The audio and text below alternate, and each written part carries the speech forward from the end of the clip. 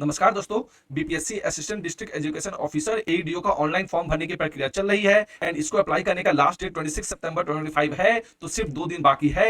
And अगर आपने अभी तक इस वैकेंसी के लिए अप्लाई नहीं किया है तो इस वीडियो को एंड तक जरूर देखिए, क्योंकि मैं आपको स्टेप बाय स्टेप बताऊंगा कि बीपीएससी एडीओ ऑनलाइन फॉर्म 25 को सही तरीके से कैसे फिल करें, किस चीज पर ध्यान देना है और फॉर्म सबमिट करने के बाद आपको क्या प्रोसेस फॉलो करना होगा। तो चलिए बिना टाइम वेस्ट के वीडियो शुरू करते हैं। सो दोस्तों, फॉर्म फिल करने से पहले आप डिटेल में वैकेंसी का ऑफिशियल नोटिफिकेशन पढ़ लेना एंड मैं आपको नोटिफिकेशन के इंपॉर्टेंट पॉइंट्स बता देता हूं कि इस वैकेंसी में टोटल 935 पद है एंड इसमें 35% पद सिर्फ महिलाओं के लिए आरक्षित है एंड एजुकेशनल क्वालिफिकेशन के लिए आपका ग्रेजुएशन कंप्लीट होना जरूरी है एंड एज लिमिट फॉर्म भरने का 21 साल से लेकर 37 साल है and backward class and unreserved female के लिए एज लिमिट 40 इयर्स है and application fees only 100 rupees है एंड अगर आप सिलेक्ट होते हो तो आपकी सैलरी 29,200 से स्टार्ट होगी। सो फॉर्म भरने का प्रोसेस को स्टार्ट करने के लिए आप बीपीएससी की ऑफिशियल वेबसाइट पर जाएं। अगर आपने पहले से रजिस्ट्रेशन किया है तो ईमेल आईडी, मोबाइल नंबर और पासवर्ड एंटर करके लॉगिन करें। अगर रजिस्ट्रेशन नहीं किया है तो न्यू रजिस्ट्रेशन पे क्लिक करें। अब स्क्रीन पर एक निर्देश बॉक्स आएगा, इसमें डिजी लॉकर और वन टाइम रजिस्ट्रेशन से जुड़ी पूरी जानकारी दी गई है। सो इसे आप ध्यान से पढ़ लेना।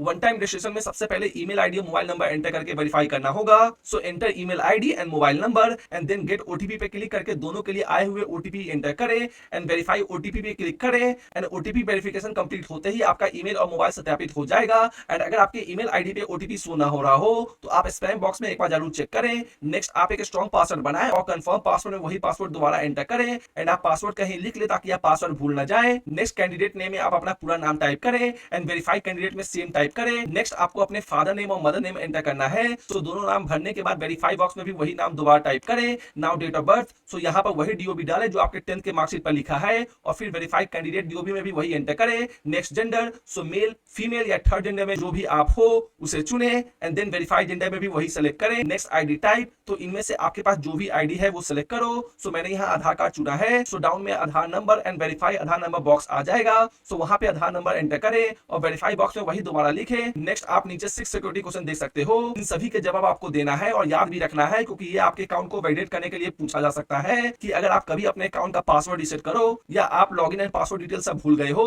तो इन सवालों में से किसी का भी जवाब देके आप अपने पासवर्ड को रीसेट या लॉगिन क्रेडेंशियल को रीगेन कर सकते हैं। नेक्स्ट आपने 10th किस साल में पास किया है वो साल चुने। नेक्स्ट 10th बोर्ड का शॉर्ट नेम सिलेक्ट करें। नेक्स्ट 10th का सीट और रोल नंबर जो आपके मार्कशीट में है वो एंटर करें। नेक्स्ट 12th का ईयर ऑफ पासिंग सेलेक्ट करें। नेक्स्ट अपना ब्लड ग्रुप एंटर करें। नेक्स्ट फेवरेट स्पोर्ट्स पर्सन, यहाँ अपना पसंदीदा खिलाड़ी का नाम डाल सकते हैं। नाउ कैप्चा कोड एंटर करें एंड आई एग्री पर टिक करें और रजिस्टर बटन पर क्लिक कर दें। आपका रजिस्ट्रेशन कंप्लीट हो जाएगा एंड नाउ आपको एक बॉक्स दिखेगा रीडायरेक्ट टू डिजी लॉकर। सो यहाँ पर यस क्लिक करें, आप सीधे डिजी लॉकर लॉगिन पेज पर पहुंच जाएंगे। अगर आपका डिजी लॉकर अकाउंट नहीं है साइन अप पर क्लिक करें और नया अकाउंट बना लें। बट अगर आपका डिजी लॉकर अकाउंट पहले से बना है तो आप मोबाइल नंबर या यूजर नेम एंटर करें एंड पिन एंटर करें अगर आपको याद है। बट अगर आप पिन भूल गए हो तो पिन लेस ऑथेंटिकेशन प्लस आई कंसेंट पर टिक करें एंड साइन इन पर क्लिक करें एंड आपके नंबर पे ओटीपी आया होगा। सो एंटर करके वेरीफाई करके लॉगिन कर लें एंड अब जो डॉक्यूमेंट बीपीएससी के साथ शेयर करने हैं उन्हें सेलेक्ट करें और अलाउ पर क्लिक कर दें और बस आपका रजिस्ट्रेशन और डिजी लॉकर लिंकिंग पूरी तरह से सेट हो गया है। नाउ आप वापस बीपीएससी लॉगिन पेज पर आ चुके हैं। सो जल्दी से अपने ईमेल आईडी या मोबाइल नंबर एंटर करें, फिर पासवर्ड टाइप करके लॉगिन बटन पर क्लिक कर दीजिए। इसके बाद कैप्चा कोड डालकर प्रोसीड दबाएं और आप बीपीएससी अकाउंट में लॉगिन हो चुके हैं। तो दोस्तों, लॉगिन करने के बाद आपके सामने एक इंस्ट्रक्शन पेज आएगा जिसमें पूरा प्रोसेस लिखा होगा। इसे आप एक बार ध्यान से पढ़ लीजिए।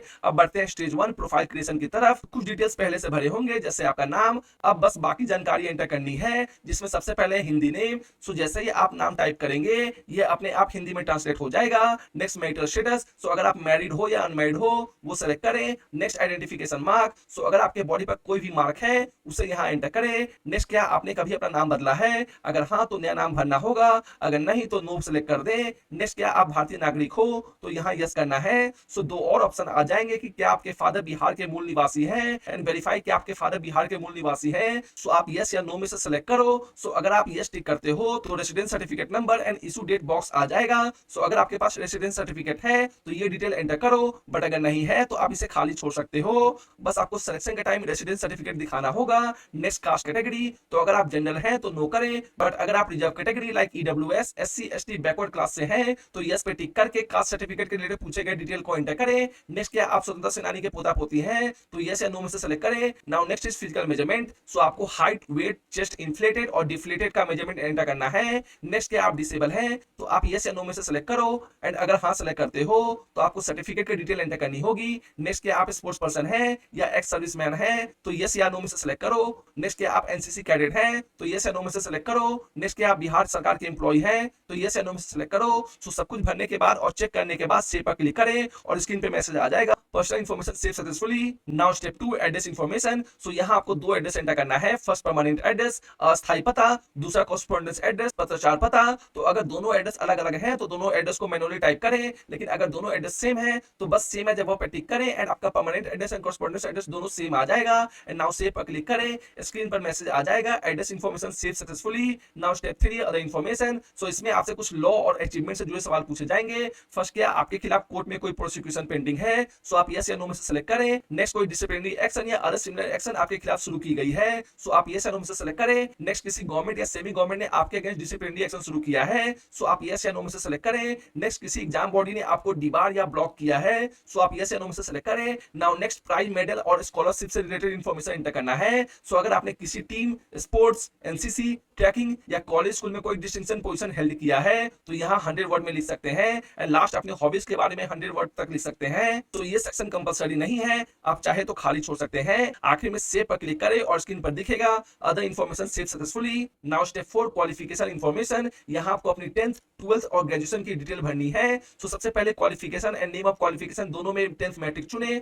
Next state and board university, तो जिस स्टेट एंड बोर्ड से आपने 10th पास किया है वो सिलेक्ट करें। नेक्स्ट क्वालिफिकेशन स्टेटस में हमेशा पास क्वालिफाइड ही रखें क्योंकि पोस्ट के लिए ग्रेजुएशन मिनिमम रिक्वायरमेंट है। Next qualification complete date enter करें। नेक्स्ट अगर आपने 10th बिना फेल हुए पास किया है एक्स्ट्रा अटेम्प्ट में 0 लिखें, बट अगर आप 2-3 अटेम्प्ट में पास हुए हो सो 2 या 3 लिखें। Next obtain marks CGPA, total marks और परसेंटेज डालें। अगर आपके 10th में मार्क्स सीजीपीए में है तो उसे 9.5 से मल्टीप्लाई करके परसेंटेज निकालें। नेक्स्ट एकेडमिक मंथ्स, सो 10th क्लास 1 ईयर का होता है तो 12 चुने। क्लास ग्रेड, तो आपने 10th किस ग्रेड से पास किया है वो सिलेक्ट करें। नेक्स्ट मोड, तो आपने 10th रेगुलर से किया है या डिस्टेंस से किया है वो सिलेक्ट करें। नेक्स्ट रोल नंबर और ईयर ऑफ पासिंग, तो आपके 10th का रोल नंबर एंड आपने कौन से ईयर में 10th पास किया है सिलेक्ट करें। तो इसी तरह ऐड पर क्लिक करके 12th और ग्रेजुएशन की भी डिटेल एंटर करें। सो 12th में सब्जेक्ट ब्रांच में आपने जो भी स्ट्रीम से 12th किया है वो सिलेक्ट करें। एंड कंपलसरी सब्जेक्ट में आपका इंग्लिश हिंदी था तो एमसीबीसी सिलेक्ट करें। एंड अगर नहीं था तो simple science commerce art select करें। एंड ऑप्शनल सब्जेक्ट में आप साइंस कॉमर्स में से सिलेक्ट करें। सो सारी डिटेल एंटर करने के बाद सेव पे क्लिक करें और स्क्रीन पर मैसेज आएगा qualification information save successfully. Now step 5 experience information. So अगर आपने कहीं जॉब की है तो यहाँ यस सेलेक्ट करके एम्प्लॉयमेंट डिटेल एंटर करनी होगी फ्रॉम एम्प्लॉयमेंट टाइप से लेकर जॉब के लास्ट डेट तक। सो इसके लिए एक्सपीरियंस सर्टिफिकेट जरूरी है, लेकिन अगर आपने कभी भी जॉब नहीं किया है तो बस नो सेलेक्ट कर दें एंड देन सेव पे क्लिक करें एंड स्क्रीन पर मैसेज आएगा experience info save successfully. Now final step upload photo, signature and lock profile. So इसमें आपको लाइव फोटो क्लिक करनी है एंड हिंदी और इंग्लिश में सिग्नेचर अपलोड करना होगा। सो लाइव फोटो कैप्चरिंग के लिए दिए गए इंस्ट्रक्शन को आप पक्का पढ़ लेना कि आप लाइव फोटो कैप्चर में कोई कैप, सनग्लासेस, मास्क या मफलर नहीं पहन सकते हो।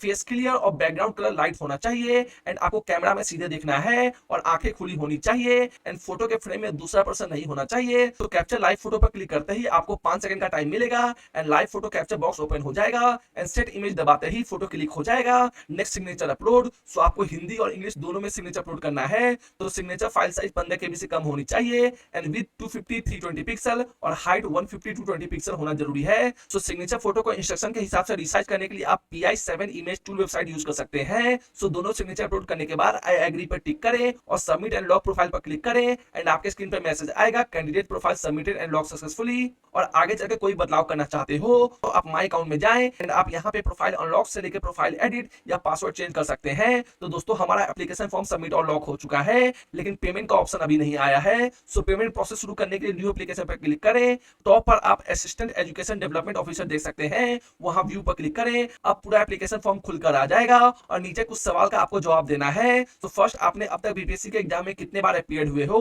सो अगर आपका ये पहली बार है तो 0 डालें। Next matric certificate number and matric certificate issue date and graduation marksheet number and issue date and passing certificate number and issue date enter करें। सो अगर आपके पास पासिंग सर्टिफिकेट नहीं है तो ग्रेजुएशन मार्कशीट नंबर एंटर करें। Now last में आप no objection certificate number and issue date and disability certificate number and issue date enter करें। सो सारे जवाब देने के बाद आप अप्लाई पे क्लिक करो एंड अपलोड सेलेक्ट डॉक्यूमेंट में आप मैट्रिक सर्टिफिकेट अपलोड करो एंड डॉक्यूमेंट की साइज 100 केबी से कम होनी चाहिए एंड मैट्रिक डॉक्यूमेंट अपलोड करने के बाद आपको अगेन कैप्चर लाइव फोटो पर क्लिक करके न्यू लाइव फोटो क्लिक करना होगा।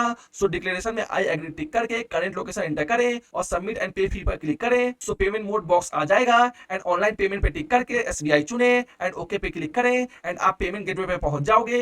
यहाँ आपको debit card, credit card, net banking, UPI, NEFT से पेमेंट करने का ऑप्शन मिलेगा। सो मैं यूपीआई सेलेक्ट करके यूपीआई क्यूआर पे टिक करके पे नाउ पे जैसे ही क्लिक करूंगा तो क्यूआर कोड आ जाएगा। सो नाउ क्यूआर कोड को मोबाइल से स्कैन करके पेमेंट कंप्लीट करो और बस आपका BPSC ADO online form successfully submit हो गया है। एंड अब एप्लीकेशन फॉर्म फिल होने के बाद आप एप्लीकेशन का प्रिंट आउट या पीडीएफ जरूर सेव कर लीजिए और पेमेंट स्लिप भी डाउनलोड करें। तो दोस्तों यही था बीपीएससी एडीओ ऑनलाइन फॉर्म 2025 को भरने का पूरा स्टेप बाय स्टेप प्रोसेस। अब आप आसानी से फॉर्म भर सकते हैं, बस ध्यान रहे कोई भी गलती ना हो। अगर वीडियो हेल्पफुल लगी हो तो लाइक शेयर सब्सक्राइब जरूर करें। मिलते हैं अगले वीडियो में, तब तक के लिए धन्यवाद।